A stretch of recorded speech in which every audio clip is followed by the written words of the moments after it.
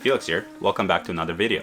Today we're going to be going over how to set up a virtual private server or VPS to host your virtual tours. We're going to be using Amazon Web Services via Lightsnail.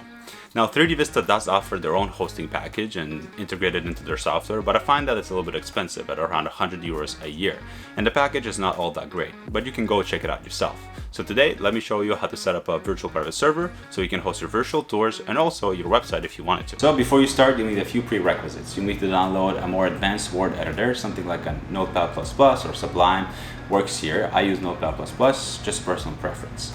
You'll also need FileZilla or another FTP access software that will basically allow you to access the backend of the VPS. In our case, we're going to use Lightsnail through AWS, so make sure you go and open an account for that. If you do want to have your own domain and have it with the https marking on it, which means that it's kind of safe to use, you will need to buy your own domain. You can do that through Google Domains or really any other hosting service out there. If you don't already have a domain, you can use GoDaddy, which integrates really nicely with Lightsnail. In my case, I did have to use my own domain, which I already purchased before. So we're going to use the Google Domains and I'll show you how to link that. If you don't need the whole website, you can not buy a domain and just use kind of the static IP address that you get through Lightsnail to feed your tours into other websites. This does have some limitations, but it works just as well. So here are the steps we're going to take today. Number one, you're going to open up a Lightsnail account.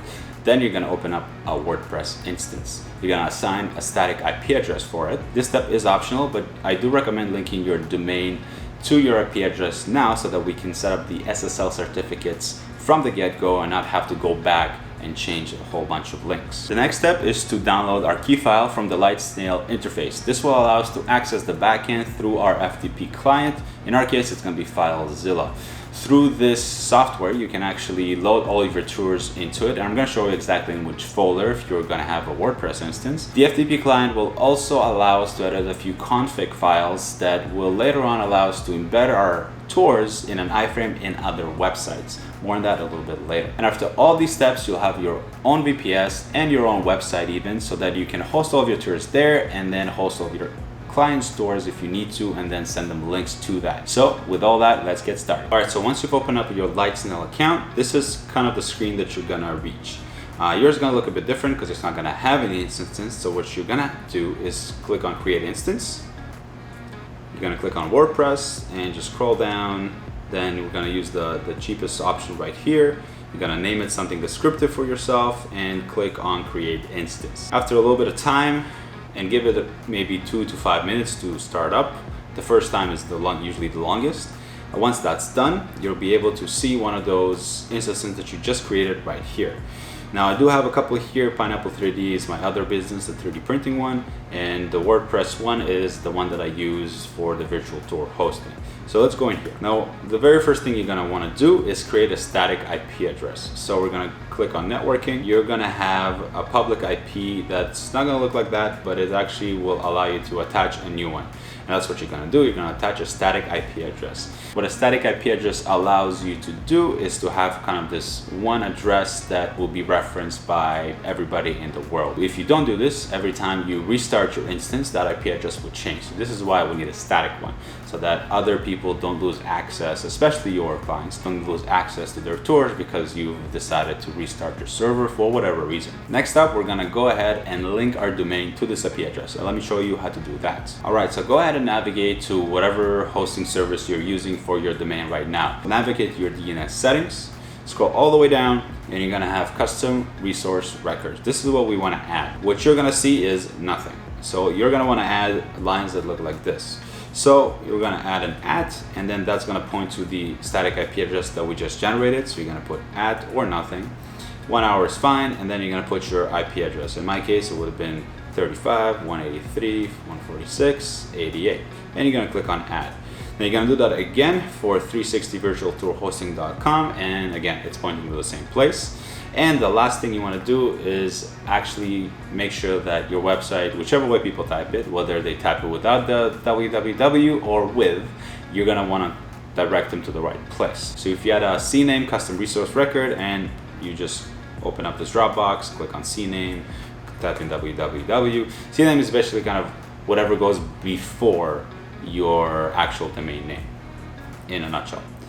And you're gonna put the domain name that it's gonna point to, in our case 360virtualtourhosting.com. And that's it. Give it a few hours to update usually. I kind of find that it works pretty much instantly, but if you ever do apply these changes, it will say something like 24 to 48 hours for it to propagate. So we're back to our WordPress instance on LightSnail. You're gonna click on right here. You're gonna go back to the Connect tab. You're gonna click on Connect using SSH. Again, if you just started the server, it will take a few minutes to fully start up. Next thing we wanna do is attach the SSL certificate to our domain name.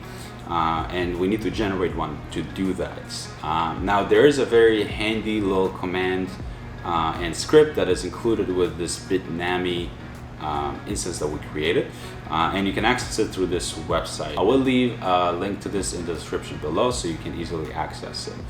So copy this right here, and just like before, we're gonna copy and paste it in here and run it. Now if it asks us to update it, make sure you click on yes. This tool will basically guide you through what you need to do to generate the SSL certificate.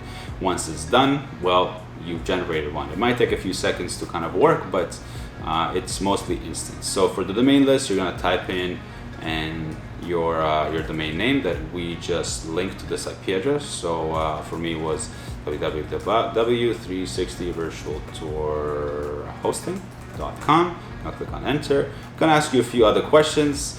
Now because I already done a certificate here, I don't need to be generating a new one. So just go through the steps that it's gonna prompt you to do. Very simple. Once you're done with that, you've successfully generated an SSL certificate, and now your website is locked and secure. Now earlier I mentioned that there's gonna be a key file that we need to download. To do that, go back to your LightSnail instance right here, scroll down, click on account page, and there's gonna be a SSH key that you need to download. And that's essentially just a file that we're gonna feed into FileZilla that will tell us some specific key that will allow us to access the backend. Now depending on your region, doesn't really matter. Just download the key file that applies to you, click on download and save. Remember where we saved it, and boot up FileZilla. Now I do recommend to remember what you're gonna type into FileZilla. So if you click on this icon right here, you're gonna click on new site, you're gonna change it to SFTP. For host name, you're gonna put in your domain name. For me, it's 360virtualtourhosting.com. Port I believe is 22.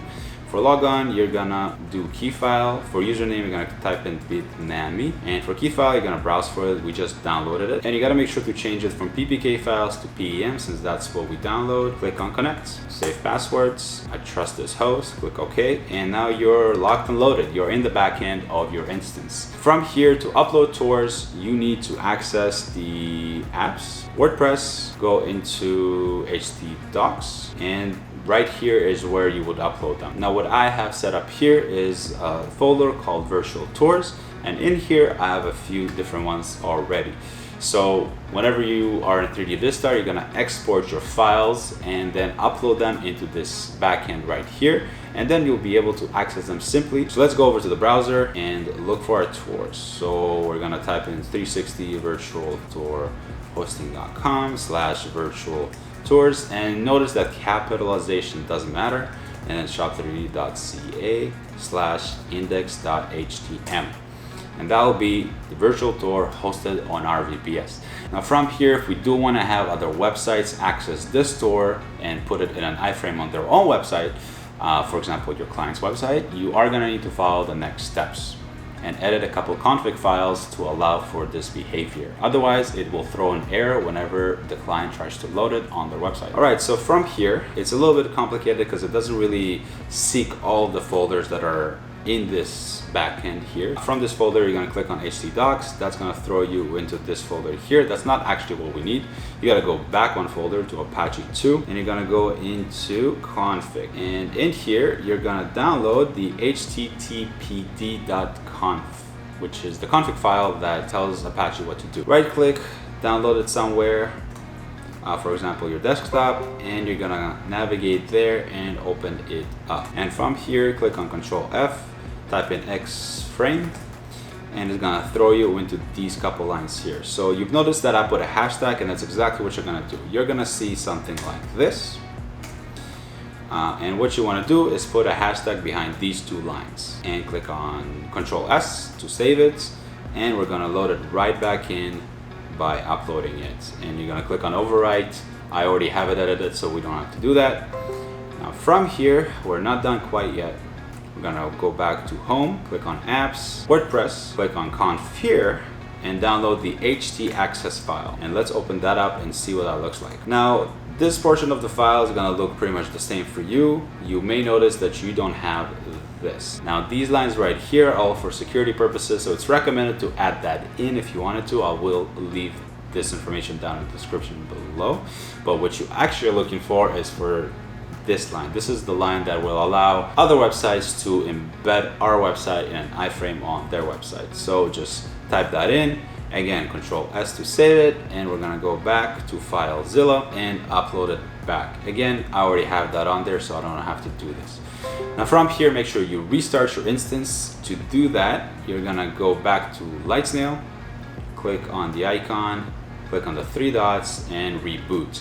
Give it a second, again, 2 to 5 minutes for it to fully boot up. And now when you try to embed your tour somewhere else, it's not gonna throw this error. So yeah, you've set up your own VPS, you have full control over your own website even, and the back end of things, so you can upload as many tours as you want. And that's it, guys. If you like this video, please give me a thumbs up, drop me a comment below if you have any questions about any of the steps we took. I know it was a little bit complicated. And don't forget to hit that subscribe button for more videos like this, and a lot more coming, more 3D Vista specific. One tip is make sure that your tour is completely done and you're happy with it before uploading it through FileZilla or another FTP service, because it does take a while. So I hope you enjoyed this video and you've learned something. Until next time, I'm Felix.